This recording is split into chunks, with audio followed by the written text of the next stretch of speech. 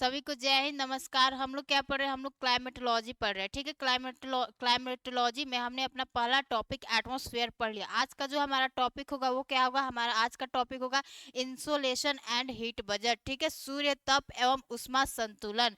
तो हम आपको बता दे रहे हैं कि हमें अपने क्लाइमेटोलॉजी में क्या क्या चीजें पढ़ना है। ठीक है, एक बार फिर से क्या कर दे रहे हैं, रिविजन करा दे रहे हैं। देखो हम लोग क्या पढ़ रहे हैं, क्लाई मेटोलॉजी। ठीक है, क्या पढ़ रहे हैं? क्लाइमेटोलॉजी यानी जलवायु विज्ञान। लॉजी वर्ड जहां भी दिखेगा, लॉजी का मतलब ही होता है स्टडी, यानी यहाँ पे हम किसका स्टडी करेंगे? क्लाइमेट का। किसके क्लाइमेट के? पृथ्वी के क्लाइमेट का। ठीक है, तो हमें इस क्लाइमेटोलॉजी में क्या क्या चीजें पढ़ना है उसको हम कल बताए थे, फिर आज से बता दे रहे हैं। ठीक है, देखो इसमें हमें क्या पढ़ना है। पहला टॉपिक तो हमने इसमें एटमोस्फेयर को पढ़ लिया। इसमें हमारा पहला टॉपिक क्या था? एटमोस्फेयर। ठीक है, एटमॉस्फेयर को हमने क्या कर लिया? अपने वायुमंडल को पढ़ लिया। हमने वायुमंडल को बहुत अच्छे से पढ़ा है। ठीक है, कि हमारे वायुमंडल की उत्पत्ति कैसे होती है, और वायुमंडल हमारा जो वायुमंडल में जल वाष्प है, डस्ट पार्टिकल से और गैस से, इनका क्या हमारे वायुमंडल में योगदान है, इन सबको हमने क्या किया है? अपने अपने एटमॉस्फेयर में पढ़ा दिया। ठीक है, और हमें फिर क्या पढ़ना है? फिर इसके बाद हमें क्या पढ़ना था? Insolation. Insolation and heat budget. ठीक है, हीट बजट जो कि आज का क्या होगा? हमारा टॉपिक होगा इंसोलेशन एंड हीट बजट। और फिर क्या हमें पढ़ना है? फिर हमें पढ़ना है एटमॉस्फेरिक प्रेशर। Atmospheric pressure. ठीक है, एटमॉस्फेरिक प्रेशर। प्रेशर यानी वायुमंडलीय दाब। फिर हमें क्या पढ़ना है? Atmospheric pressure belt. हमारे वायु पृथ्वी पर कितनी एटमॉस्फेरिक प्रेशर बेल्ट पाई जाती है? 7 वायुमंडलीय दाब पेटियां पाई जाती है। फिर उसके बारे में पढ़ेंगे। तो फिर हमारा क्या होगा? Atmospheric pressure pressure belt. ठीक है, और फिर हमारा लास्ट में टॉपिक क्या होगा? हमारे क्लाइमेटोलॉजी का लास्ट में जो टॉपिक होगा, हम बोल सकते हैं कि हमारा लास्ट का टॉपिक क्या होगा? हमारा लास्ट का आपका टॉपिक होगा विंड सिस्टम। इसको क्या बोलेंगे? Wind system. ठीक है, इसको बोलेंगे विंड सिस्टम। तो हमने आपको बता दिया कि हमारे क्लाइमेटोलॉजी में यानी जलवायु विज्ञान में हमें किन किन टॉपिक्स को पढ़ना है, जिसमें से हमारा पहला टॉपिक क्या था? हमारा एटमॉस्फेयर था। एटमॉस्फेयर को हमने पढ़ लिया है, बहुत अच्छे से पढ़ लिया। फिर हमारा आज का टॉपिक क्या होगा? आज का आपका टॉपिक होगा इंसोलेशन एंड हीट बजट, यानी सूर्य तप एवं उष्मा संतुलन। ठीक है, तो आज इसके बारे में बहुत अच्छे से पढ़ेंगे, और यहाँ से क्वेश्चन हमेशा एग्जाम्स में पूछे जाते हैं। ठीक है, कि इंसोलेशन एंड हीट बजट से। तो ये आपका टॉपिक क्या हो जाता है? एग्जाम के पॉइंट ऑफ व्यू से क्या हो जाता है? बहुत इंपॉर्टेंट हो जाता है। ठीक है, तो हम लोग क्या पढ़ रहे हैं? क्लाइमेटोलॉजी पढ़ रहे हैं, जिसमें से हमने एटमॉस्फेयर को पढ़ लिया। आज का हमारा टॉपिक क्या होगा? Insolation and heat budget. और फिर हम लोग कल क्या पढ़ेंगे? एटमॉस्फेरिक प्रेशर यानी वायुमंडलीय दाब। ठीक है, फिर इसको पढ़ने के बाद हम लोग क्या पढ़ेंगे? आपका एटमॉस्फेरिक प्रेशर बेल्ट, यानी हमारे पृथ्वी पर जो 7 वायुमंडलीय दाब की पेटियां पाई जाती है, उसको पढ़ेंगे। और फिर उसको पढ़ने के बाद हम लोग क्या पढ़ेंगे? आपका विंड सिस्टम, यानी व्यापारिक पौने, पछुआ पौने, पूर्वा पौने, आपने नाम सुना होगा। फिर से लोकल विंड्स कुछ होता है, जैसे चिनूक, हार्मटन, गिनी, इन सब के बारे में भी पढ़ेंगे। और फिर मानसून क्या होता है, ब्रिज क्या होता है यानी समीर क्या होता है, फिर जेट स्ट्रीम क्या होता है, इन सब के बारे में क्या करेंगे? हमारे विंड सिस्टम में क्या करेंगे? पढ़ेंगे। ठीक है, तो आज का हमारा बोल सकते हैं कि आपका टॉपिक क्या होगा? आज का जो टॉपिक होगा वो क्या होगा हमारा? अब इसको क्या कर दे रहे हैं? मिटा दे रहे हैं। ठीक है, एक बार आप क्लाइमेटोलॉजी में लिख लो कि किन किन हमें चीजों को पढ़ना है, या स्क्रीनशॉट ले लो। ठीक है, हाँ, तो हमें ये पढ़ना है, ये चीजों को पढ़ना है क्लाइमेटोलॉजी में। ठीक है, तो देखो आज का हमारा टॉपिक क्या है? इंसोलेशन एंड हीट बजट, यानी सूर्य तप एवं उष्मा संतुलन। ठीक है, तो पहले इंसोलेशन वर्ड को समझते हैं कि पहले इंसोलेशन क्या है, फिर हम लोग क्या हमारा अगला टॉपिक होगा, फिर हमारा हीट बजट क्या होगा, अगला टॉपिक होगा। ठीक है, तो पहले क्या करते हैं? हम लोग इंसोलेशन को समझते हैं कि हमारा इंसोलेशन क्या होता है। ठीक है, 1 मिनट पानी पी लेते हैं।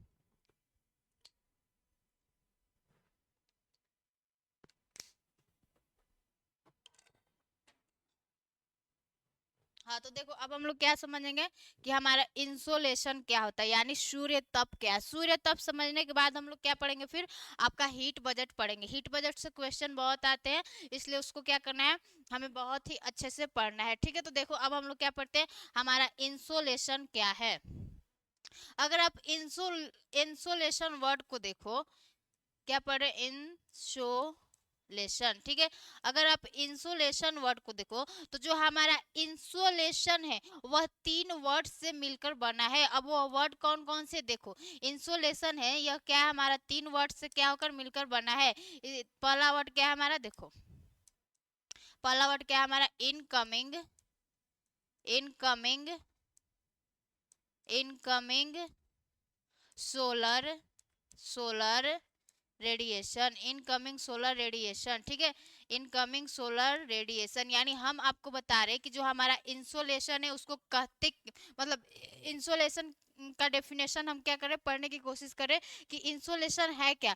तो जो हमारा इंसोलेशन है, हमारा इंसोलेशन आपका 3 वर्ड से मिलकर बना है, यानी इनकमिंग सोलर रेडिएशन। इन तीनों वर्ड्स में से आप क्या क्या चीजें निकालो, इसमें से आप इन निकाल लो और इसमें से आप एस ओ निकाल लो और एल निकाल लो, एस ओ एल, और इसमें से A T I O N निकाल लो। तो देखो हमारा आपका क्या बन गया, आपका बन गया इंसोलेशन। इसमें से इन निकाल लो और इसमें से हमने आपको क्या बोला, एस ओ एल निकाल लो और इसमें से क्या बोला कि A T I O N निकाल लो, ठीक है। तो हमारा वर्ड क्या बन गया, इंसोलेशन। अब आपको इंसोलेशन वर्ड तो समझ में आ गया कि ये जो हमारा इंसोलेशन है यह 3 वर्ड से मिलकर बना है, यानी 3 शब्दों से मिलकर बना है, जिसमें से हमारा पहला शब्द क्या है, इनकमिंग सोलर रेडिएशन, ठीक है। इसमें से हमने क्या निकाल लिया, आपके इन को निकाल लिया और इसमें से क्या हमने निकाल लिया, एस ओ एल को निकाल लिया और इसमें से क्या निकाल लिया, A T I O N. अब इन तीनों ही शब्दों को मिलाकर हमारा क्या बन जाता है, आपका इंसोलेशन शब्द बन जाता है, ठीक है। तो इंसोलेशन समझ में आ गया कि हमारा इंसोलेशन का मतलब क्या होता है, यानी इनकमिंग सोलर रेडिएशन। इसी से हमारा इसमें से इन निकाल लिया, इसमें से एस ओ एल निकाल लिया और इसमें से A T I O N निकाल लिया, तो हमारा क्या बन गया, इंसोलेशन वर्ड बन गया, ठीक है। अब हम लोग समझते हैं कि हमारा इंसोलेशन होता क्या है, ठीक है। तो देखो इतना तो समझ में आ गया कि हमारा जो इंसोलेशन है वह 3 शब्दों से मिलकर बना है, इनकमिंग सोलर रेडिएशन, ठीक है। अब हम लोग इंसोलेशन का क्या करते हैं, डेफिनेशन को जानते हैं, ठीक है। तो देखो यहाँ पे तो पहले आप यहाँ पे एक पृथ्वी बनाओ, पहले फिगर बना लेते हैं फिर आपको अच्छे से समझा देंगे, ठीक है। यहाँ पे क्या हमारी अर्थ है और यहाँ पे क्या हमारा सूर्य, सूर्य से क्या आ रही, ऊर्जा आ रही है,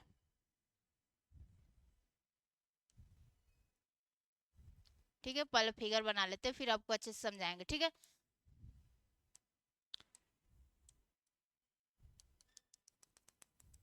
तो हम लोग क्या पढ़ रहे हैं कि हमारा इंसोलेशन है क्या, ठीक है। यानी इंसोलेशन क्या है, ठीक है। तो देखिए इंसोलेशन हमारा क्या है, इतना तो समझ में आ गया कि जो हमारा इंसोलेशन है वह 3 शब्दों से मिलकर बना है, यानी इनकमिंग सोलर रेडिएशन। तो देखिए अब इंसोलेशन का डेफिनेशन क्या होता है, जो हमारी देखो अब इंसोलेशन का क्या हम कर रहे हैं, डेफिनेशन बता रहे हैं कि पृथ्वी द्वारा प्राप्त सूर्य ऊर्जा को क्या कहते हैं, इंसोलेशन कहते हैं, ठीक है। हमने क्या बताया कि हमारी पृथ्वी द्वारा प्राप्त, देखो यहाँ पे लिख लो इंसोलेशन का डेफिनेशन, इंसोलेशन, इसका डेफिनेशन लिख लो कि पृथ्वी द्वारा प्राप्त सूर्य ऊर्जा को क्या कहते हैं, इंसोलेशन कहते हैं, ठीक है। यहाँ पे क्या है, हमारी पृथ्वी है और ऊपर से क्या आ रहा है, सूर्य से क्या आ रही है, सूर्य की ऊर्जा आ रही है। तो पृथ्वी जो इस सूर्य ऊर्जा को प्राप्त करती है, तो पृथ्वी द्वारा प्राप्त सूर्य ऊर्जा को ही क्या कहते हैं हम लोग, इंसोलेशन कहते हैं। तो देखो यहाँ पे लिख लो कि पृथ्वी द्वारा प्राप्त,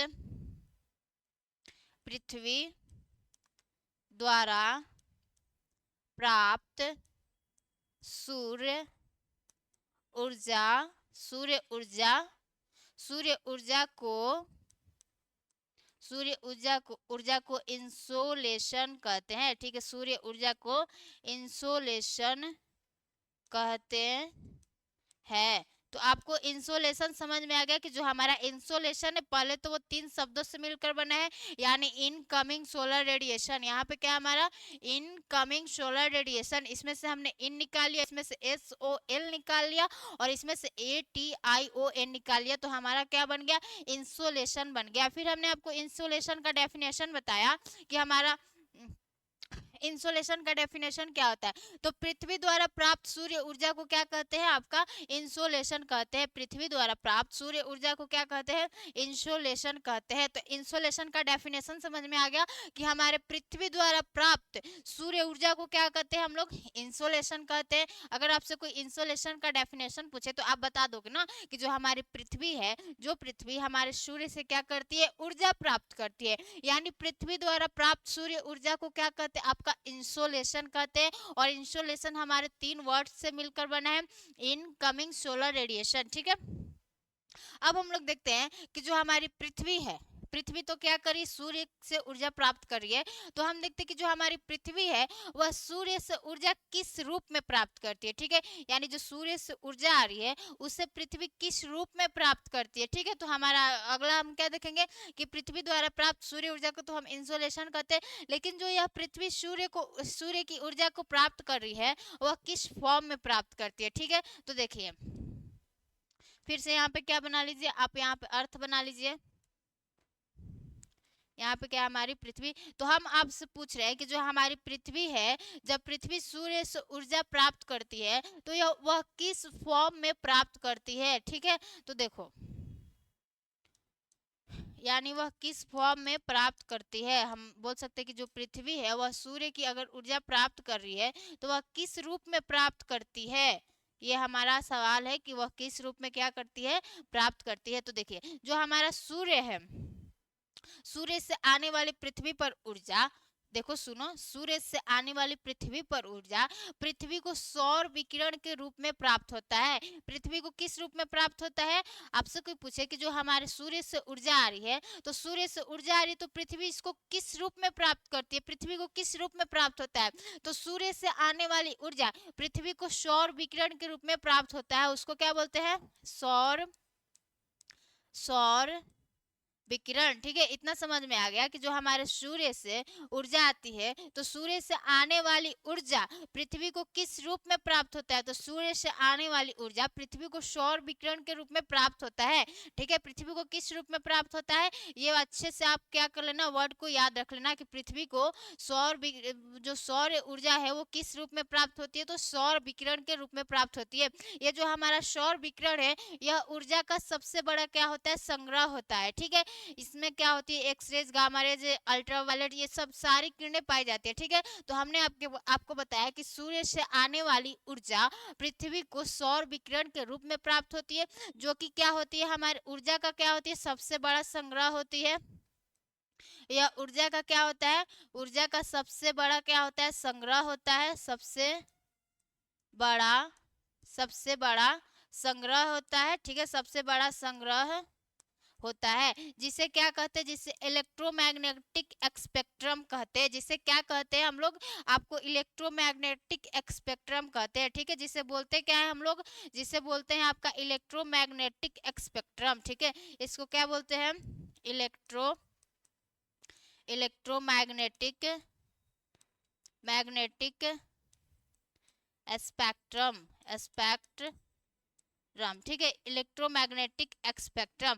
तो इतना आपको समझ में आ गया कि हमने आपको क्या बताया कि हमारा ये सब इसका आंसर क्या होगा कि हमने आपको एक क्वेश्चन पूछा कि जो हमारे सूर्य से ऊर्जा आती है वह पृथ्वी किस रूप में प्राप्त करती है। तो हमने आपको बताया कि सूर्य से आने वाली ऊर्जा पृथ्वी को सौर विकिरण के रूप में प्राप्त होता है, जो कि क्या होता है? जो सौर विकिरण है यह क्या होता है? ऊर्जा का सबसे बड़ा संग्रह होता है, जिसको हम लोग क्या बोलते हैं? इलेक्ट्रोमैग्नेटिक स्पेक्ट्रम बोलते हैं। इतना चीजें समझ में आ गई कि सूर्य से आने वाली ऊर्जा पृथ्वी को सौर विकिरण के रूप में प्राप्त होता है। अब जो हमारा सौर विकिरण होता है वह ऊर्जा का सबसे बड़ा क्या होता है? संग्रह होता है। इसको क्या बोलते हैं हम लोग? इसको इलेक्ट्रोमैग्नेटिक स्पेक्ट्रम बोलते हैं। अब इस इलेक्ट्रोमैग्नेटिक स्पेक्ट्रम में आपका क्या क्या होता है? ठीक है, तो देखिए आपका मैग्नेटिक स्पेक्ट्रम में क्या क्या होता है। इसमें आपको सबसे पहले देखने को मिलेगा एक्सरेज देखने को मिलेगा, एक्सरेज देखने को मिलेगा। ठीक है, और इसमें आपको गामा रेज देखने को मिलेगा, इन सभी के बारे में मतलब अलग से बताएंगे। पहले इतना जान लीजिए कि इस इलेक्ट्रोमैग्नेटिक स्पेक्ट्रम में क्या क्या चीजें होती है, ठीक है। तो इसमें एक्स रेज देखने को मिलेगा आपको, गामा रेज, फिर आपको अल्ट्रा वायलेट रेज देखने को मिलेगा यानी यूवी रेज, और फिर आपको व्हाइट लाइट देखने को मिलेगा। इसी को क्या बोलते हैं, दृश्य प्रकाश भी बोलते हैं, व्हाइट लाइट, ठीक है, व्हाइट लाइट। और फिर आपको क्या देखने को मिलेगा, इंफ्रारेड देखने को मिलेगा। इंफ्रारेड के बाद आपको माइक्रो माइक्रोवेव, और फिर क्या आपको देखने को मिलेगा, रेडियो वेव, ठीक है। तो हम क्या बता रहे हैं कि जो हमारे सूर्य से ऊर्जा आती है, सूर्य से तो हमें जो बोल सकते हैं कि सूर्य से बस धूप आ रहा है हमें वही दिख रहा है, लेकिन नहीं, ऐसा नहीं होता है। जो सूर्य से ऊर्जा आती है पृथ्वी उसे सौर विकिरण के रूप में प्राप्त करती है, जो कि क्या होता है, ऊर्जा का सबसे बड़ा संग्रह होता है, यानी उसमें बहुत सारी किरणें पाई जाती है, ठीक है, जिसे क्या बोलते हैं, इलेक्ट्रोमैग्नेटिक स्पेक्ट्रम बोलते हैं। अब इस इलेक्ट्रोमैग्नेटिक स्पेक्ट्रम में हमारी कौन कौन सी किरणें पाई जाती है, तो आपको एक्स रेज देखने को मिलेगा, एक्स रेज देखने को मिलेगा, फिर आपको गामा रेज देखने को मिलेगा, फिर आपको यूवी रेज देखने को मिलेगा, फिर आपको व्हाइट लाइट देखने को मिलेगा यानी श्वेत प्रकाश। श्वेत प्रकाश को ही क्या बोलते हैं, विजिबल रेज बोलते हैं, यानी दृश्य प्रकाश बोलते हैं। श्वेत प्रकाश के कारण ही क्या होती है, हमें चीजें दिखाई देती है, ठीक है। और फिर क्या हम इंफ्रारेड है यानी अवरक्त किरणें होती है हमारे सौर विकिरण में। फिर क्या होती है, हमारे माइक्रोवेव होते हैं, और फिर क्या होता है, हमारे रेडियो वेव होते हैं, ठीक है। तो सूर्य से क्या होती है, इतनी सारी किरणें निकलती है, हमें तो बस सूर्य का प्रकाश दिखता है और ये सब किरणें दिखती नहीं है। तो अब क्या करते हैं हम, X rays, gamma rays, UV rays, white light और इंफ्रारेड, माइक्रोवेव, रेडियो वेव के बारे में क्या करते हैं, सबके बारे में थोड़ा थोड़ा चीजें जान लेते हैं कि इनका क्या योगदान है हमारे सौर विकिरण में, ठीक है। तो आपसे हमने क्या बताया कि इंसोलेशन क्या है, पहले इतना देख लो, फिर से रिवीजन करा दे रहे हैं कि इंसोलेशन क्या है। जो हमारा इंसोलेशन है यानी सूर्य ताप है, वह 3 वर्ड से मिलकर बना है, इनकमिंग सोलर रेडिएशन। इसमें से इन निकालिए, सब में से थोड़ा थोड़ा निकालिए, तो क्या बन गया, हमारा इंसोलेशन बन गया, ठीक है। फिर हमने आपको बताया कि हमारे इंसोलेशन का डेफिनेशन क्या होता है, यानी इंसोलेशन का डेफिनेशन क्या होता है कि पृथ्वी द्वारा प्राप्त सूर्य ऊर्जा को क्या कहते हैं, इंसोलेशन कहते हैं। हमने क्या बताया कि जो सूर्य से ऊर्जा आ रही है जिसे पृथ्वी क्या करिए, प्राप्त करिए, उसी को क्या कहते हैं, इंसोलेशन कहते हैं। अब फिर हमने आपसे एक क्वेश्चन पूछा कि जो हमारे सूर्य से ऊर्जा आ रही है, जो हमारे सूर्य से ऊर्जा आ रही है उसको पृथ्वी किस रूप में प्राप्त करती है, ठीक है। तो उसका आंसर हमने आपको इतना बताया कि सूर्य से आने वाली ऊर्जा पृथ्वी सौर विकिरण के रूप में प्राप्त करती है, यानी सूर्य से आने वाली ऊर्जा पृथ्वी सौर विकिरण के रूप में प्राप्त करती है, जो कि क्या होता है, ऊर्जा का सबसे बड़ा संग्रह होता है, जिसे बोलते हैं इलेक्ट्रोमैग्नेटिक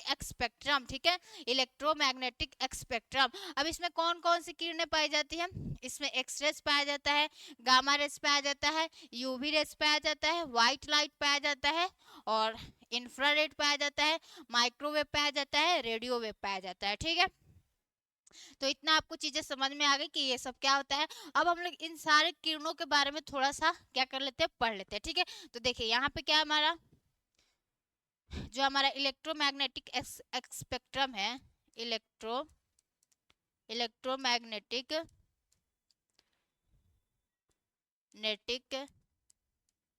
स्पेक्ट्रम, देखो जो हमारा इलेक्ट्रोमैग्नेटिक स्पेक्ट्रम है इसमें कौन कौन सी किरणें पाई जाती है। आपका सबसे पहले पाया जाता है आपका एक्स रेज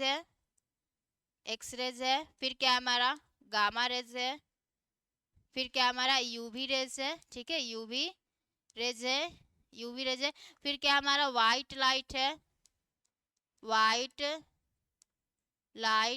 ठीक है, फिर क्या हमारा इंफ्रारेड है,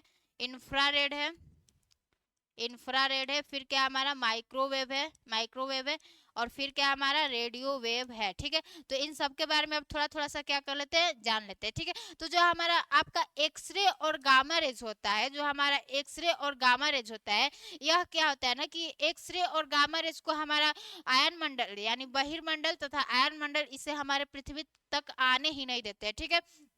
जो हमारा एक्सरे और गामा रेज होता है इसे जो हमारा बहिर्मंडल है इसे वापस रिफ्लेक्ट बैक कर देता है, ठीक है। यानी सूर्य से हमारी एक्सरे और गामा रेज किरणें आती तो है, लेकिन हमारे एटमॉस्फेयर में जो सबसे बोल सकते हैं कि बाहरी लेयर है हमारे वायुमंडल का, बहिर्मंडल, वह क्या कर देता है, इसे रिफ्लेक्ट बैक कर देता है, ठीक है। तो यह क्या होता है कि हमारा बहिर्मंडल बहिर्मंडल इससे रिफ्लेक्ट बैक कर देता है, इससे रिफ्लेक्ट बैक कर देता है, इसे रिफ्लेक्ट बैक कर देता है। ठीक है, तो आपका जो हमारा एक्सरेज हो गया और गामा रेज हो गया वह तो हमारे पृथ्वी सतह पर आती ही नहीं है, यानी हमारे एटमॉस्फेयर में जैसे ही इंटर करता है इसका जो हमारा, तो जो हमारा वायुमंडल का जो सबसे बोल सकते हैं कि बाहरी लेयर है वह क्या है, हमारा बहिर्मंडल है, वह क्या कर देता है, इसे रिफ्लेक्ट बैक कर देता है। ठीक है, अब बचा हमारा क्या, यूवी रेज बचा। ठीक है, अब क्या आपका बचा, यूवी रेज बचा। तो यूवी रेज यानी अल्ट्रा वायलेट, आप सबको पता होगा पराबैंगनी किरणें। अब इस पराबैंगनी किरणों का क्या होता है कि जो हमारे समताप मंडल में क्या पाया जाता है, ओजोन का लेयर पाया जाता है। 25 से 30 किलोमीटर की मोटाई पर क्या पाया जाता है हमारे समताप मंडल में, ओजोन लेयर पाया जाता है। तो ओजोन लेयर में क्या हो जाता है, इसका अवशोषण हो जाता है। जो ओजोन लेयर है इसी में जो हमारा बोल सकते हैं कि ओजोन है इसका क्या कर लेता है, अवशोषण कर लेता है। ठीक है, तो इसका क्या हो जाता है, अवशोषण हो जाता है। तो यह भी हमारे पृथ्वी के सतह तक नहीं आ पाता है। तो ये तीनों क्या हो गया, ये तीनों तो पृथ्वी के सतह तक आया ही नहीं। तो इसका अब हम लोग क्या कर सकते हैं, इसका कोई प्रभाव हमारे वायुमंडल में देखने को मिलता नहीं है। ठीक है, तो आपको एक्स रेज, गामा रेज और यूवी रेज के बारे में समझ में आ गया कि जो हमारा एक्स रेज और गामा रेज है यह जैसे हमारे एटमॉस्फेयर में एंटर करता है तो हमारा जो बहिर्मंडल है इसे रिफ्लेक्ट बैक कर देता है। ठीक है, और फिर जो हमारा यूवी रेज है वह आता है, तो यह आता है तो हमारे समताप मंडल में क्या है, ओजोन लेयर स्थित है। ओजोन लेयर द्वारा इसका क्या हो जाता है, अवशोषण हो जाता है। अब हमारा बच गया आपका व्हाइट लाइट। व्हाइट लाइट को हम क्या बोले हैं, व्हाइट लाइट को आपको दृश्य प्रकाश भी बोले हैं, यानी विजिबल रेज। व्हाइट लाइट के कारण ही क्या होता है, हमें चीजें दिखाई देती है। तो देखो अब हम लोग क्या करते हैं, थोड़ा सा व्हाइट लाइट के बारे में थोड़ा सा जान लेते हैं। ठीक है, व्हाइट व्हाइट लाइट, ठीक है, इसको क्या बोलते हैं, इसको आपको विजिबल रेज भी बोलते हैं, यानी दृश्य प्रकाश भी बोलते हैं। या क्या हमारा विजुअल रेज भी इसको क्या बोलते हैं विजुअल रेज का मतलब क्या होता है, दृश्य प्रकाश होता है। ठीक है, तो अब थोड़ा सा हम लोग क्या कर लेते हैं, आपका वो क्या करते हैं, व्हाइट लाइट के बारे में जान लेते हैं। जब भी व्हाइट लाइट को क्या करते हैं, जब व्हाइट लाइट को आप क्या करते हैं, ग्लास के यानी कांच के प्रिज्म से होकर गुजारते हैं, ये क्या हो गया हमारी, मान लो ये क्या होगी हमारी एक प्रिज्म हो गई। ठीक है, यह क्या होगी, हमारी प्रिज्म हो गई। अब जब हम क्या करते हैं, अपने व्हाइट लाइट को क्या करते हैं, हम किसी प्रिज्म से गुजारते हैं, ये क्या हो गई, हमारी व्हाइट लाइट हो गई। ये क्या हो गई, व्हाइट लाइट। ठीक है, व्हाइट, ओहो, व्हाइट लाइट। तो हम क्या करते हैं कि जब भी अपने श्वेत प्रकाश को किसी कांच के प्रिज्म से होकर गुजारते हैं तो वह क्या होता है, वह आपका 7 रंगों में क्या हो जाता है, विभक्त हो जाता है। 1 2 3 4 5 6 7। ठीक है, तो व्हाइट लाइट तो आपको दिख रहा होगा बस श्वेत प्रकाश, लेकिन श्वेत प्रकाश हमारा 7 रंगों से क्या है, मिलकर बना है, जिसमें से आपका कौन कौन सा कलर आ जाता है, आप विव की ओर याद कर लेना, विव की योर। ठीक है, इससे वी से क्या हो जाएगा, वायलेट हो जाएगा, वायलेट हो जाएगा। और आई से क्या हो जाएगा, इंडिगो हो जाएगा। और बी से ब्लू हो जाएगा, जे से ग्रीन हो जाएगा, जिससे, और वाई से येलो हो जाएगा, येलो हो जाएगा। ओ से ऑरेंज हो जाएगा। ठीक है, और आर से रेड हो जाएगा। ठीक है, तो जो हमारा श्वेत प्रकाश है, श्वेत प्रकाश तो आपको बस श्वेत दिखता है। ठीक है, लेकिन जो हमारा श्वेत प्रकाश है वह कितने रंगों से मिलकर बना है, आपका 7 रंगों से मिलकर बना है, जिसमें से पहला क्या हमारा वायलेट है, वायलेट है, फिर इंडिगो है, ब्लू है, ग्रीन है, येलो है, ऑरेंज है, रेड है। ठीक है, इतना तो चीजें समझ में आ गई कि जब भी हम श्वेत प्रकाश को किसी भी प्रिज्म से होकर गुजारते हैं तो वह क्या होता है, हमारे 7 रंगों में विभक्त हो जाता है। तो यह हो गया हमारा व्हाइट लाइट, और यह क्या होता है, विजिबल रेज इसको बोलते हैं। ठीक है, तो इतना तो समझ में आ गया,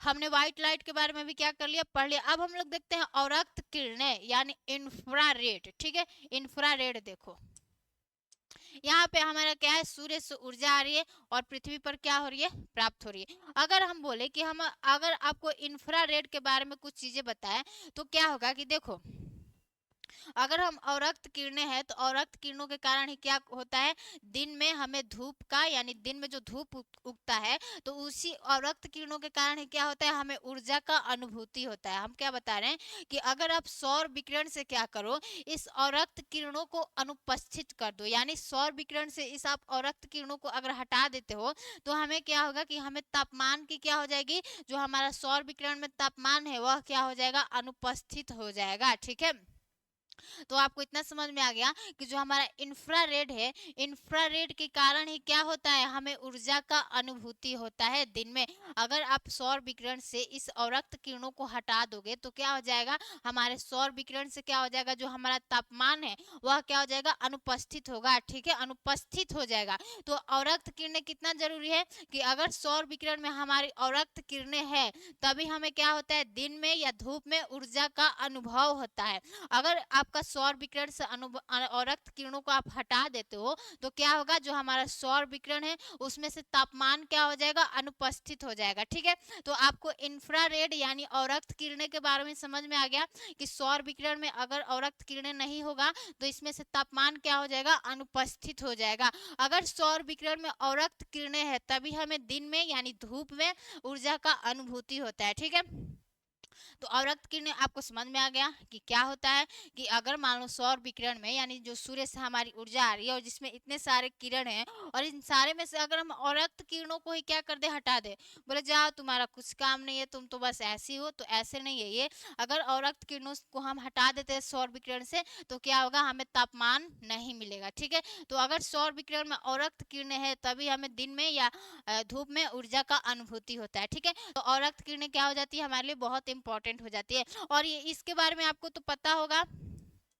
जो हमारा माइक्रोवेव है और रेडियो वेव है, यह क्या होता है, हमारे संचार में क्या होता है, यूज होता है। तो यह किस में यूज होता है, हमारे संचार में यूज होता है। ठीक है, रेडियो वेव में तो हमें क्या होता है, टावर की जरूरत नहीं पड़ती है, लेकिन माइक्रोवेव में क्या होता है, हमें टावर्स की जरूरत पड़ती है।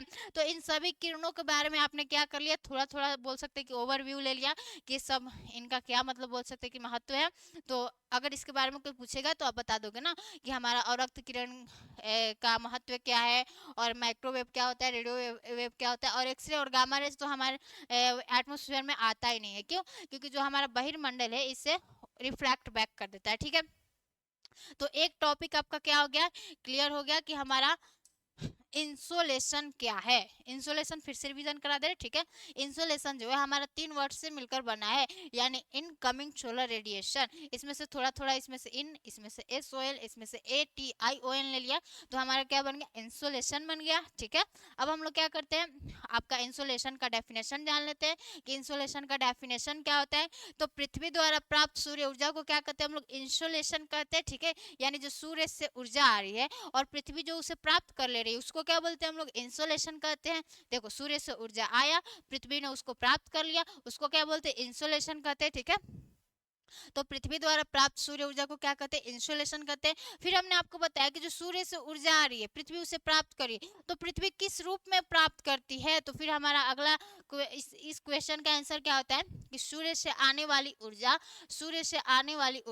पृथ्वी को सौर विकिरण के रूप में क्या होता है, प्राप्त होता है, जो कि क्या होता है, ऊर्जा का सबसे बड़ा क्या होता है, संग्रह होता है।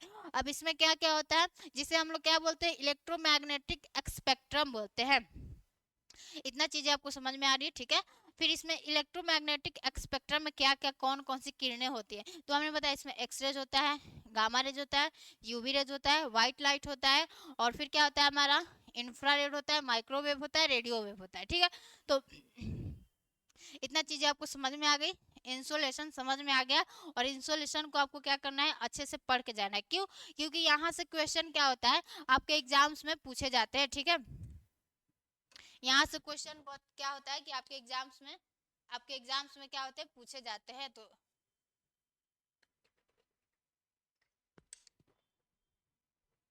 तो इंसोलेशन को क्या करना, अच्छे से पढ़ के जाना। ठीक है, तो हमारा एक टॉपिक क्या हो गया, हम लोगों ने इसको कंप्लीट कर लिया कि हमारा इंसोलेशन क्या है। ठीक है, अब हमारा जो अगला टॉपिक है, हमने आपको स्टार्टिंग में क्या बताया था कि हमें क्या पढ़ना है, इंसोलेशन एंड हीट बजट। अब हमने इंसोलेशन को तो आपको क्या कर लिया, इंसोलेशन को क्या कर लिया, आपको हमने पढ़ लिया कि हमारा सूर्य तप क्या होता है। अब हमें क्या पढ़ना है, अब आपका हम क्या पढ़ेंगे, अब हमें क्या पढ़ना है, बोलो बोलो, दिख तो रहा होगा सबको, उष्मा बजट यानी हीट बजट, ठीक है, यानी उष्मा संतुलन, ठीक है। तो इंसोलेशन आपको समझ में आ गया होगा, और अगर नहीं समझ में आया होगा तो कमेंट कर देना, हमें यहाँ पर डाउट है मैम फिर से बता दो, हम फिर से आपको बताने के लिए क्या है तैयार है, ठीक है। अब हमें क्या पढ़ना है, आपको हमें पढ़ना है हीट बजट यानी उष्मा संतुलन। उष्मा संतुलन क्या होता है, ठीक है। अब आपने थोड़ा सा इकोनॉमिक्स पढ़ा होगा तो उसमें आपने बजट वर्ड का नाम सुना होगा, यानी बजट शब्द का नाम सुना होगा। तो बजट शब्द का मतलब क्या होता है, देखो बजट शब्द का मतलब क्या होता है कि जो बजट है, यानी बजट का मतलब क्या होता है, यानी बजट का मतलब होता है कि आय और व्यय के बीच में एक संतुलन होना चाहिए, ठीक है। जो हमारा आय, बोल सकते हैं कि आय और व्यय के बीच में क्या होना चाहिए, संतुलन होना चाहिए, ठीक है। आय मतलब पैसा, व्यय मतलब क्या होता है, खर्च, ठीक है। ये नहीं कि आप कमा रहे हो 8 आना और खर्च कर दे रहे हो 1000, तो आपका क्या हो जाएगा, जो बजट है, बजट क्या हो जाएगा, बिगड़ जाएगा, यानी डिसबैलेंस हो जाएगा। और बजट बोलते किसको, अगर आपका आय यानी आपने 98 कमाया और 98 आपने खर्च किया तो उसको क्या बोलेंगे, बजट बोलेंगे। जितना आपका आय है उतना ही आपका व्यय है, यानी जितना आप कमा रहे हो उतना ही खर्च कर रहे हो, ठीक है। ये नहीं कि कमा रहे हैं 98 और खर्च है 1000, तो वो क्या हो जाएगा, हमारा बजट क्या हो जाएगा, बिगड़ जाएगा, इसको क्या बोलेंगे, वो डिसबैलेंस हो जाएगा, तो वो बजट नहीं कहलाएगा, ठीक है। तो यहाँ पे हमें किस बजट के बारे में पढ़ना है, तो यहाँ पे तो आपका ये तो इकोनॉमिक्स का चीज हो गया, ठीक है, इसके बारे में नहीं पढ़ना, ठीक है, आय और व्यय के बारे में। तो यहाँ पे हम क्या पढ़ रहे हैं, हीट बजट, यानी यहाँ पे हम किस दो चीज के बारे में बजट को पढ़ेंगे, यानी जो हमारे सूर्य से ऊर्जा आ रही है, सूर्य से ऊर्जा आ रही है, तो सूर्य से जितना, मान लो 100 यूनिट क्या आया, सूर्य से हमारा ऊर्जा आया, ठीक है। 100 यूनिट हमारा सूर्य से क्या आ रहा है, ऊर्जा आ रहा है। तो अब पृथ्वी को क्या करना है, पृथ्वी को किसी भी रूप में इस 100 यूनिट ऊर्जा को क्या करना है, उसे वापस दे देना है, तभी क्या होगा, हमारा हीट बजट होगा, यानी उष्मा संतुलन होगा, ठीक है। यानी जो सूर्य ने हमें आपको क्या दिया, 100 यूनिट दिया, यानी 100 यूनिट दिया, तो पृथ्वी को क्या करना है कि जो हमारी पृथ्वी है इसे 100 यूनिट क्या कर देना है, वापस इसे क्या कर देना है, किसी भी फॉर्म में दे देना है, ठीक है। यानी मान लो क्या करते हैं कि हमें कोई 100 रुपया देता है, 100 रुपया देता है, तो हमें क्या करना है, उसे 100 रुपया देना है, कैसे भी देना है। तो हम क्या करेंगे, अपना 100 रुपये का जो भी सामान होगा खरीदेंगे, कुछ करेंगे। अब ये नहीं कि वो जो 100 का नोट दिया है वही 100 का नोट हम उसे देंगे, ऐसा नहीं है। आप कैसा भी आप 100 का नोट दे सकते हो किसी भी फॉर्म में। तो वैसे ही क्या होता है कि पृथ्वी से क्या, सूर्य से क्या आता है, 100 यूनिट मान लो ऊर्जा आया, तो अब पृथ्वी को क्या करना है, इस 100 यूनिट ऊर्जा को किसी भी फॉर्म में, मतलब उसको लौटा देना है, ठीक है। तो आपको ये समझ में आ गया होगा कि ये नहीं कि हमारी पृथ्वी लालची नहीं है कि बस सूर्य ने जो ऊर्जा दिया और उसको अपने पास रख लिया, नहीं, पृथ्वी क्या करती है, सूर्य से ऊर्जा लेती है और फिर उसे क्या करती है, अलग अलग फॉर्म में क्या कर देती है, सूर्य को वापस लौटा देती है। तो वही लौटा देती है। तो जो हमारा 100 यूनिट ऊर्जा आया, पृथ्वी ने ग्रहण किया, अब उसे पृथ्वी अपना यूज करती है, कुछ वाष्पन होता है, कुछ इन सभी क्रियाओं में क्या होता है, यूज होता है, और फिर क्या होता है, पृथ्वी उसे अलग अलग फॉर्म में लौटा देती है, ठीक है। तो इतना आपको समझ में आ गया कि हमें यहाँ पे हीट बजट किसके बारे में पढ़ना है, यानी जो सूर्य ऊर्जा, यानी यहाँ पे बजट किसके किसके बीच में हम लोग पढ़ेंगे, यहाँ पे आपका बजट सूर्य ऊर्जा एंड पार्थिव विकिरण। पार्थिव विकिरण क्या होता है, पृथ्वी द्वारा छोड़े गए विकिरण को क्या कहते हैं, पार्थिव विकिरण। तो इसके बारे में हमें क्या करना है, संतुलन को पढ़ना है, ठीक है। तो अब हम लोग क्या करते हैं, अपने हीट बजट को देखते हैं। हीट बजट इतना तो समझ में आ गया कि बजट क्या होता है, यानी सूर्य से जो हमारा 100 यूनिट ऊर्जा आ रहा है उसे पृथ्वी को क्या करना है, किसी भी फॉर्म में उसे लौटाना ही है, ठीक है। तभी क्या होगा, हमारा हीट बैलेंस होगा, यानी सॉरी उष्मा संतुलन होगा, ठीक है। तो देखो अब हम लोग क्या देखते हैं, हीट बजट यानी हीट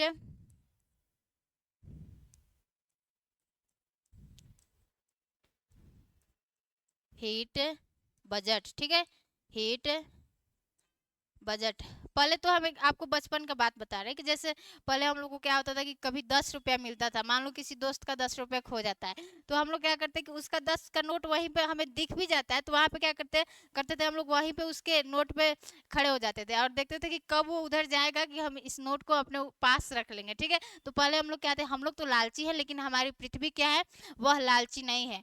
ठीक है, उसको जितना 100 यूनिट ऊर्जा आता है वह किसी न किसी फॉर्म में क्या कर देती है, फिर क्या करती है पृथ्वी हमें, सूर्य जो हमारी पृथ्वी है, सूर्य को क्या कर देती है, वो 100 यूनिट जो ऊर्जा होता है उसे लौटा देती है। हमारे तरह लालची नहीं है, हम तो किसी का पैसा लेते तो सोचते दे ही नहीं, लेकिन हमारी पृथ्वी ऐसी नहीं है। ठीक है, हमारे नेचर में हमारा प्रकृति है वो लालची नहीं है। ठीक है, तो पृथ्वी क्या करती है, पृथ्वी के पास अगर 100 यूनिट ऊर्जा आता है, यानी सूर्य ने क्या कहा कि हम तुम्हें 100 रुपया दे रहे हैं और देखो तुम अपना काम करके हमें 100 रुपया फिर दे देना। ठीक है, तो पृथ्वी क्या करती है, 100 यूनिट ऊर्जा को लेती है और फिर 100 यूनिट ऊर्जा उसे अलग अलग फॉर्म में दे देती है। ये ना कि हम 100 का नोट जो दिए वही तुम हमें दो, नहीं, ऐसा नहीं होता है। उसे अलग अलग फॉर्म में क्या करती है, लौटा देती है। ठीक है, तो देखो उसे हमें क्या करना है, उसी के बारे में हमें क्या करना है, हीट बजट में पढ़ना है। ठीक है, तो देखो, तो पहले तो आपको एक हम फिगर बना दे रहे, फिर अच्छे से चीज समझ में आएगी। ठीक है, यहाँ पे क्या होगी, हमारी पृथ्वी हो गई। अब यहाँ पे हीट बजट कैसे होगा कि मान लो 100 यूनिट जो हमारी सूर्य ने क्या दिया, ऊर्जा को दिया, पृथ्वी को दिया। अब यही 100 यूनिट जो हमारी अर्थ है, यानी जो हमारी पृथ्वी है, 100 यूनिट क्या कर देती है, वापस दे देती है। जो हमारी पृथ्वी है 100 यूनिट वापस दे देती है, तो उसी को क्या बोलेंगे, हीट बजट बोलेंगे। ठीक है, हीट बजट।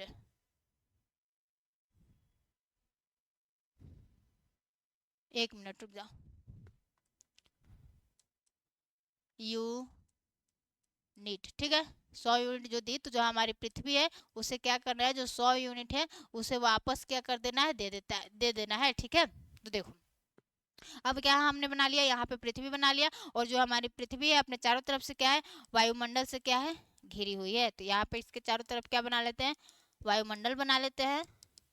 आप लोग भी क्या करो, फिगर को बनाते चलो, और जो हम पढ़ा रहे हैं आप नोट मतलब कि मतलब कॉपी किताब लेके कम से कम बैठा करो। जो जो चीज़ें अच्छी लग रही है और मतलब समझ में आ रहा है, तो उसे क्या कर लो, कॉपी किताब लेके, यानी पेन और कॉपी लेके क्या करो, उसे लिख लिया करो। ठीक है, जो जो चीज़ें समझ में आ रही है, और नहीं समझ में आ रही है तो उसका तो बात ही अलग है। ठीक है, देखो यहाँ पे क्या हमारा सूर्य है,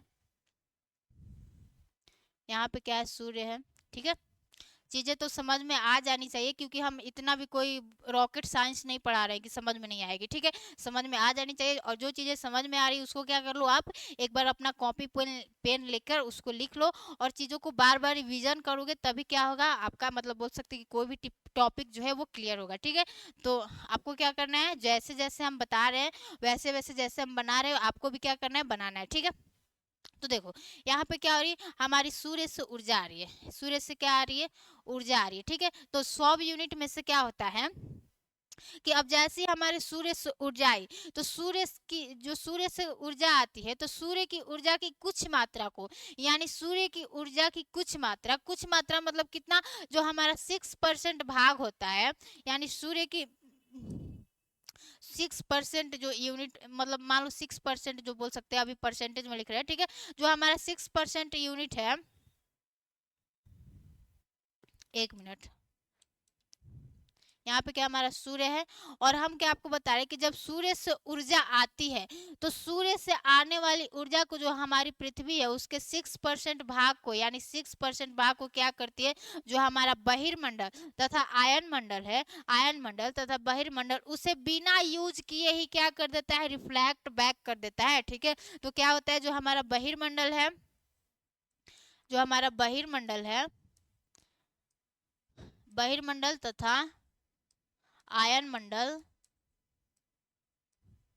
आयन मंडल उसे क्या कर देते हैं, उसे बिना यूज किए, इन्होंने कहा कि सूर्य देवता आपने हमें ऊर्जा दिया, ये बात अच्छी है, लेकिन आपकी ऊर्जा की कुछ मात्रा को, कुछ मात्रा में से कितना मात्रा, यानी 6 यूनिट भाग को क्या कर देते हैं, ये जो हमारा बहिर्मंडल तथा आयन मंडल है, यह क्या कर देते हैं, इसे रिफ्लेक्ट बैक कर देते हैं, यानी वापस भेज देते हैं। ठीक है, रिफ्लेक्ट रिफ्लेक्ट बैक कर देते हैं, यानी वापस भेज देते हैं। तो हमारी 100 में से 6 तो चल गया। और फिर क्या होता है, अब 27% भाग, देखो फिर क्या होता है, हमारा 27% भाग फिर थोड़ा सा कुछ नीचे आता है।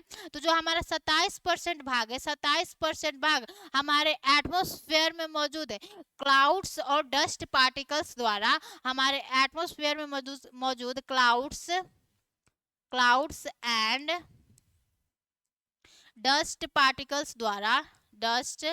पार्टिकल्स द्वारा क्या कर दिया जाता है, बिना यूज किए क्या कर दिया जाता है, सूर्य को भेज दिया जाता है। तो यह कितना हो गया हमारा 27%। ठीक है, 27%। अभी हम आपको समझाने के लिए लिख ले रहे हैं। ठीक है, तो हम क्या बता रहे हैं कि सूर्य से जो ऊर्जा आई, तो सूर्य से आने वाली ऊर्जा की कुछ मात्रा यानी 6% भाग को क्या करता है, जो हमारा आयन मंडल तथा बहिर्मंडल है उसे बिना यूज किए क्या कर देता है, फिर हमारे सूर्य को वापस भेज देता है। ठीक है, और फिर क्या हमने बताया कि फिर जो आता है 27% भाग, 27% भाग को क्या करता है, जो हमारा एटमॉस्फेयर में जो हमारे बादल और जो हमारे डस्ट पार्टिकल्स यानी धूल धूल कण है, वो भी क्या करते हैं, बिना यूज किए ये जो 27% ऊर्जा की मात्रा है उसे वापस रिफ्लेक्ट बैक कर देते हैं। ठीक है, और फिर 27, 33, 34, 35, और फिर क्या होता है, फिर क्या होता है कि 2% भाग क्या आता है, 2% जो हमारा बोल सकते हैं कि 2% क्या होता है, ऊर्जा की मात्रा आती है। तो 2% ऊर्जा की मात्रा को फिर क्या कर दिया जाता है, किसके द्वारा रिफ्लेक्ट बैक कर दिया जाता है,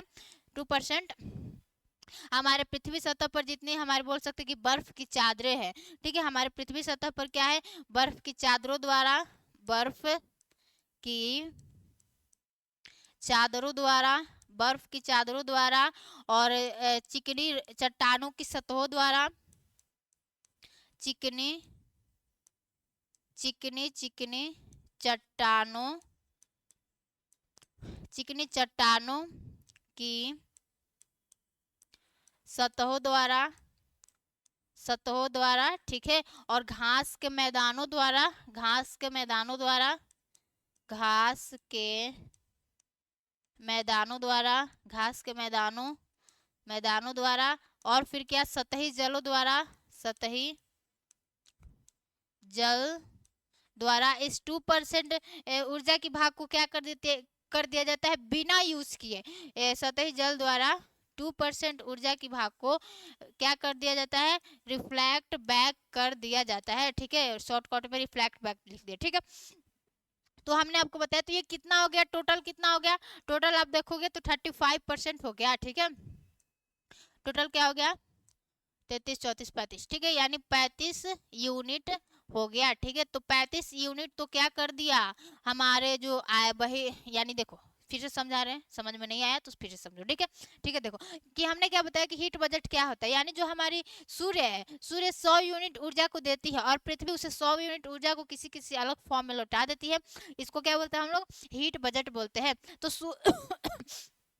तो सूर्य से आने वाली ऊर्जा की कुछ मात्रा को, सूर्य से आने वाली ऊर्जा की कुछ मात्रा में से कितना है, हमारा 6% है। 6% भाग को क्या करता है, जो हमारा बहिर्मंडल है तथा आयन मंडल है उसे बिना यूज किए क्या कर देता है, रिफ्लेक्ट बैक कर देता है। ठीक है, फिर ऊर्जा की कुछ मात्रा थोड़ा सा नीचे आती है। तो फिर क्या होता है कि हमारे एटमॉस्फेयर में बादल तथा डस्ट पार्टिकल्स मौजूद है। वह बादल और डस्ट पार्टिकल्स क्या करते हैं, ऊर्जा की 27% भाग को क्या कर देते हैं, बिना यूज किए सूर्य को वापस दे देते हैं। ठीक है, और फिर क्या आता है, हमारा 2% भाग आता है। तो 2% भाग में क्या होता है कि हमारे पृथ्वी सतह पर जितनी भी बर्फ की चादरें हैं, चट्टानों, चिकनी चट्टानों की सतहों है, घास के मैदाने हैं और क्या है, सतही जल है, इन सब के द्वारा क्या कर दिया जाता है, 2% ऊर्जा की मात्रा को क्या कर दिया जाता है, सूर्य को लौटा दिया जाता है। तो ये जो हमारा 35 यूनिट ऊर्जा की मात्रा है, आपका जो हमारा 35 यूनिट ऊर्जा की मात्रा है, इसको हम लोग क्या बोलते हैं,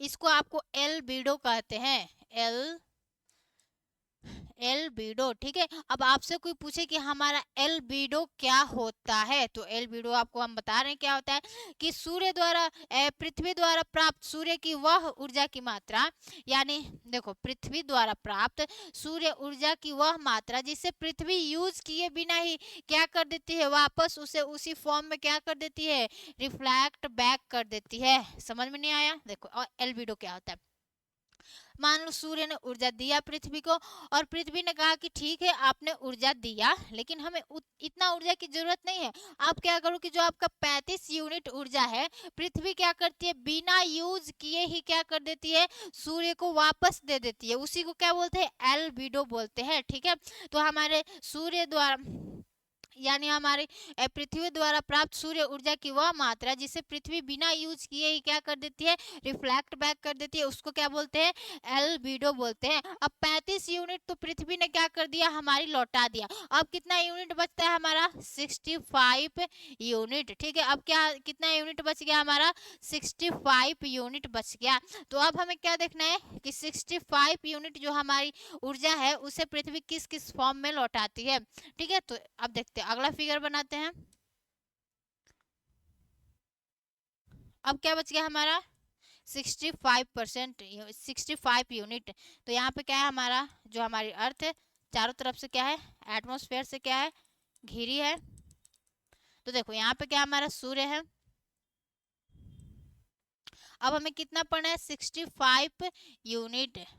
यानी अब जो हमारा 65 यूनिट है उसे पृथ्वी हमें किस फॉर्म में लौटाती है। ठीक है, तो देखो यहाँ सूर्य से अब क्या आ रही है, सूर्य से आ रही है हमारी, सूर्य से आ रही है ऊर्जा। ठीक है, तो अब 65 यूनिट में से इसमें से क्या होता है कि जो हमारा बोल सकते हैं कि एक 65 यूनिट में से जो हमारा 14 यूनिट है, यानी जो हमारा 14 यूनिट है, इसमें से हमारा जो 14 यूनिट है वह क्या होता है, हमारे एटमॉस्फेयर द्वारा डायरेक्ट क्या कर लिया जाता है, एब्जॉर्ब कर लिया जाता है। यानी एटमॉस्फेयर द्वारा डायरेक्ट एब्जॉर्ब हो जाता है। ठीक है, तो इस 65 में से 14 यूनिट तो क्या हो गया, हमारे एटमॉस्फेयर ने डायरेक्ट अपने पास रख लिया। अब कितना यूनिट बच गया, अब आपका बच गया 51 यूनिट। ठीक है, 51 यूनिट। तो जो हमारा 51 यूनिट है, यानी यहाँ पे क्या हो गया, हमारा 14% क्या हो गया, यहाँ पे 14 यूनिट मान लो 14% लिख लो। ठीक है, 14% क्या होगी, सूर्य से आया और एटमॉस्फेयर ने क्या कर लिया, डायरेक्ट एब्जॉर्ब कर लिया। अब कितना बचा है, जो हमारा 51 यूनिट ही क्या होता है, हमारे पृथ्वी सतह को प्राप्त होता है। यानी टोटल सूर्य ऊर्जा में से कितना होता है, 51 यूनिट ही क्या होता है, पृथ्वी को प्राप्त होता है। तो यह क्या हो गया हमारा 51 यूनिट, 51 यूनिट। ठीक है, 51 यूनिट ही क्या होता है, हमारे पृथ्वी को क्या होता है, प्राप्त होता है। ठीक है, 51 यूनिट ही क्या हो रहा है, ऊर्जा बस हमारे पृथ्वी को क्या हो रहा है, प्राप्त हो रहा है। अब इस 51 यूनिट में से भी क्या करेगी पृथ्वी, अपना यूज करके अपना काम करके इसे अपने अलग अलग फॉर्म में क्या करेगी, इसे वापस लौटाना है। तो जो इस 51 यूनिट में से क्या हुआ कि जो हमारा 17 यूनिट ऊर्जा है, जो हमारा 17 यूनिट ऊर्जा है, 17 यूनिट ऊर्जा को क्या करती है पृथ्वी दीर्घ रात्रि के समय, यानी पृथ्वी दीर्घ रात्रि के समय क्या कर देती है, वापस लौटा देती है। यानी दीर्घ रात्रि के समय क्या कर देती है पृथ्वी, दीर्घ रात्रि के समय पृथ्वी लौटा देती है। ठीक है, लौटा देती है। तो अब कितना बचा हमारे, इस 51 में से हमारा 17 तो गया, अब कितना हमारा बच गया 34 यूनिट। ठीक है, अब कितना हमारा बच गया 34 यूनिट, 34 यूनिट। ठीक है, 34 यूनिट आपका क्या हो गया, बच गया। अब 34 यूनिट जो हमारी ऊर्जा है इससे पृथ्वी क्या करती है, इसका यूज पृथ्वी क्या करती है, अपने चालन संवहन संवहन तथा वाष्पन में क्या करती है, यूज करती है। वाष्पन में यूज करके और फिर क्या करती है, इसे फिर क्या कर देती है, वापस लौटा देती है। तो हमने क्या बताया कि मान लो 35% तो हमने पढ़ लिया, उसको क्या बोलते हैं, एल्बिडो बोलते हैं। फिर हमारा कितना परसेंट, कितना यूनिट बचा, हमारा 65 यूनिट बचा, यानी 65 यूनिट। तो अब 65 यूनिट में से जो हमारी सूर्य की ऊर्जा आ रही है उसमें से 14 यूनिट तो क्या होता है, हमारे एटमॉस्फेयर द्वारा डायरेक्ट एब्जॉर्ब कर लिया जाता है। अब बचा कितना हमारा 51 यूनिट। अब 51 यूनिट ही क्या होता है, केवल हमारे पृथ्वी के सतह तक आता है।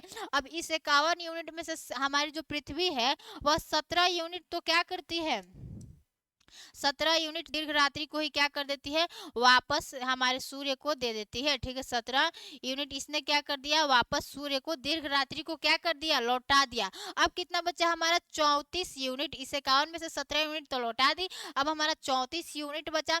तो 34 यूनिट का पृथ्वी क्या करती है, अपने चालन, संवहन तथा वाष्पन में यूज करती है। वाष्पन का मतलब आपको समझ में आता होगा कि जो हमारा पानी है, जो जल है, जल जब भाप बन के उड़ जाता है उसको क्या बोलते हैं, वाष्पन बोलते हैं। ठीक है, और संवहन क्या होता है, मान लो देखो यहाँ पे क्या होगा, संवहन आपको बता रहे हैं। मान लो यहाँ पे क्या हो गई, हमारी पृथ्वी हो गई, और यहाँ पे क्या 0 डिग्री है, और यहाँ पे 5 डिग्री नॉर्थ है, और यहाँ पे 5 डिग्री साउथ है। तो संवहन आपको क्या कर रहे हैं, हम बता रहे हैं। तो देखो संवहन का मतलब क्या होता है कि यहाँ पर क्या हो रही है, सूर्य की ऊर्जा आ रही है। अब सूर्य की ऊर्जा को जो हमारी पृथ्वी प्राप्त करती है, तो संवहन का मतलब क्या होता है कि सूर्य की ऊर्जा को पृथ्वी जैसे ही प्राप्त करे तो यहाँ की हवाएं क्या होती है, गर्म होती है, और गर्म होकर हवाएं क्या होती है, हवाएं गर्म होकर हल्की होती है और ऊपर उठती है। तो गर्म हवाएं हल्की होकर क्या होती है, ऊपर उठती है। तो इसको क्या बोलते हैं, संवहन बोलते हैं। तो पृथ्वी क्या करती है, पृथ्वी अपना संवहन में यूज करती है। और संवहन बोलते हैं किसके, कि सूर्य की ऊर्जा को हमारी हवाओं ने प्राप्त किया, और हवाएं जैसी प्राप्त करती है वो गर्म होकर हल्की होती है और फिर ऊपर उठने लगती है, उसको क्या बोलते हैं, संवहन बोलते हैं। ठीक है, तो देखो, तो क्या हुआ, 51 यूनिट में से हमारे 34 यूनिट का क्या किया, चालन, संवहन तथा वाष्पन में यह यूज करती है, और फिर क्या कर देती है, इससे वापस फिर क्या कर देती है, रिफ्लेक्ट बैक कर देती है। तो जैसे ही हमारे इस 34 यूनिट को क्या करती है, पृथ्वी छोड़ती है।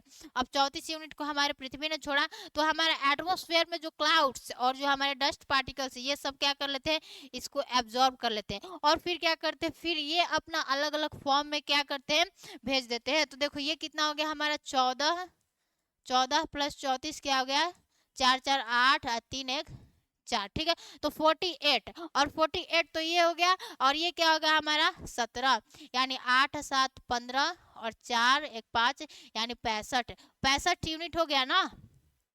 समझ में आ गया कि 65 यूनिट ने क्या कर दिया, हमारे पृथ्वी को क्या कर दिया, लौटा दिया। और वहां पर क्या था, हमारा 35 यूनिट था। तो आप 65 और 35 को करोगे तो 5 5 10, 5 5 10, 6 3 9, और एक क्या हो गया हमारा 10। ठीक है, तो 100 यूनिट क्या कर दी, हमारी पृथ्वी ने वापस क्या कर दिया, अलग अलग फॉर्म में क्या कर दिया, सूर्य ऊर्जा को दे दिया, जिससे क्या हो गया, हमारा हीट बैलेंस क्या हो गया, जो हमारा हीट बजट है वह क्या हो गया, बन गया। ठीक है, तो इतना तो चीजें आपको समझ में आ गई।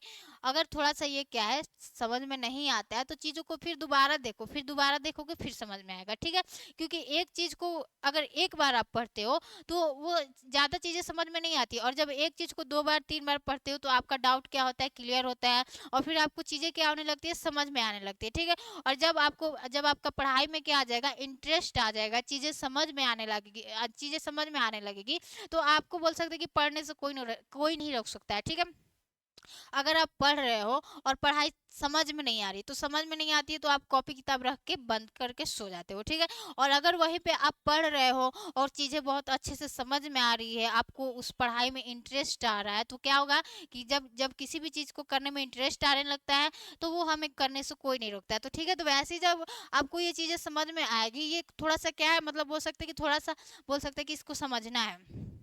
समझना कैसे है, थोड़ा सा इसमें याद करना है कि कितना आया, कितना लौटा आया, कितना रखा। तो आप एक बार 2 बार देखोगे और फिर इसको अपने रफ कॉपी पर इसका रिवीजन करोगे, फिर याद हो जाएगा। ठीक है, तो आपको इतना समझ में आ गया कि हमारा आज का टॉपिक क्या था, इंसोलेशन एंड हीट बजट। हमने आपको बताया कि हमारा इंसोलेशन क्या होता है। तो हमने आपको बताया कि जो हमारा इंसोलेशन है, सॉरी, जो हमारा इंसोलेशन है, देखो हमने आपको क्या बताया कि जो हमारा इंसोलेशन है वह 3 वर्ड से मिलकर बना है, यानी इनकमिंग सोलर रेडिएशन। इसमें से इनकमिंग में से इन निकालो, इसमें से ओ एल निकालो, इसमें से ATION निकालो। ठीक है, तो हमारा क्या बन गया, इंसोलेशन बन गया। फिर हमने आपको इंसोलेशन का डेफिनेशन बताया कि इंसोलेशन का डेफिनेशन क्या होता है, यानी पृथ्वी द्वारा प्राप्त सूर्य ऊर्जा को क्या कहते हैं, इंसोलेशन कहते हैं। फिर हमने क्या बताया कि जो पृथ्वी द्वारा यानी जो सूर्य से ऊर्जा आती है तो पृथ्वी उसे किस फॉर्म में प्राप्त करती है, तो हमने आपको बताया कि वह सौर विकिरण के रूप में प्राप्त करती है, जो कि क्या होता है, ऊर्जा का सबसे बड़ा संग्रह होता है, जिसे इलेक्ट्रोमैग्नेटिक स्पेक्ट्रम कहते हैं, जिसमें इतने सारे क्या होते हैं, किरणें होती है, यानी एक्सरेज होता है, गामा रेज होता है, यूवी रेज होता है, और फिर क्या होता है, व्हाइट लाइट होता है, फिर इंफ्रारेड होता है। क्या हुआ,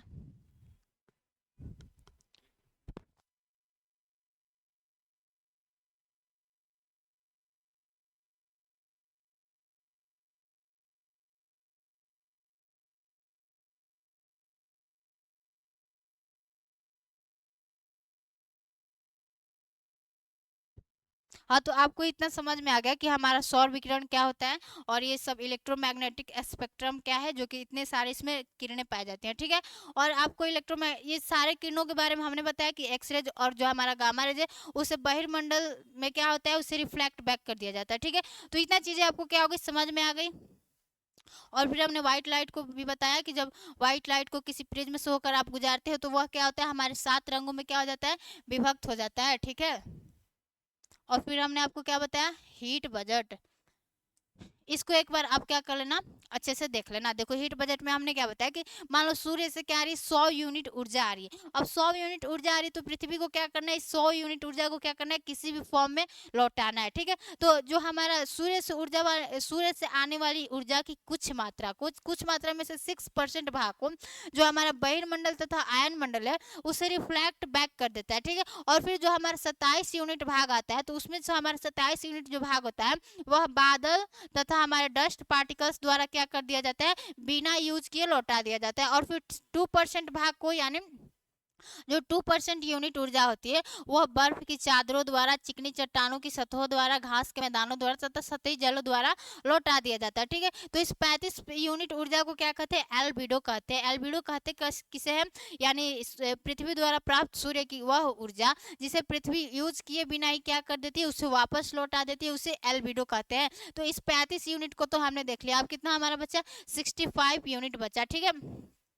अब 65 यूनिट में से क्या होता है कि जो हमारा 14 यूनिट ऊर्जा है वह क्या होता है कि यह एटमॉस्फेयर द्वारा डायरेक्ट एब्जॉर्ब कर लिया जाता है। अब 51 यूनिट ऊर्जा ही क्या होता है, हमारे पृथ्वी सतह पर पहुंचता है। यानी जो 51 यूनिट ऊर्जा ही क्या होता है, हमारे पृथ्वी की सतह पर पहुंचता है। अब इस 51 यूनिट ऊर्जा में से जो हमारा 17 यूनिट ऊर्जा है उसे दीर्घ रात्रि के समय हमारी पृथ्वी लौटा देती है। और फिर 34 यूनिट की ऊर्जा का पृथ्वी अपना उपयोग करती है और फिर इसे अलग अलग फॉर्म में क्या कर देती है, सूर्य को फिर लौटा देती है, ठीक है। तो इतना आपको समझ में आ गया। आज के लिए बस इतना ही रखते हैं, ठीक है। सभी को जय हिंद, नमस्कार।